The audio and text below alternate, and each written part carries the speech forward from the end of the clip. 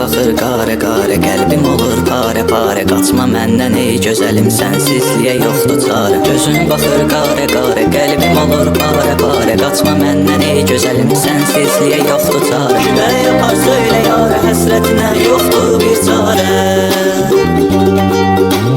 Külək yapar söylə yarə, sənsizliyə yoxdur bir çarə. Əzey külək söylə yarə, həsrətinə yoxdur bir çarə. Əzey külək söylə yarə, sənsizliyə yoxdur bir çarə.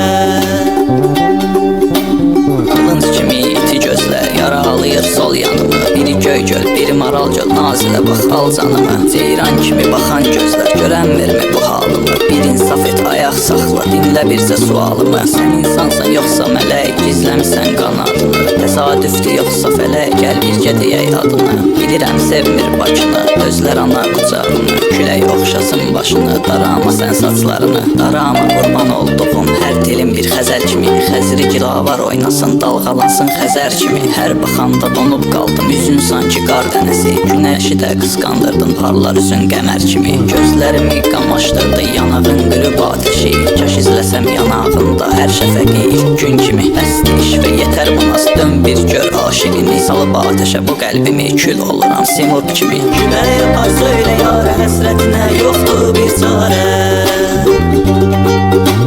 Külək yapar söylə yarə, sənsizliyə yoxdur bir çarə.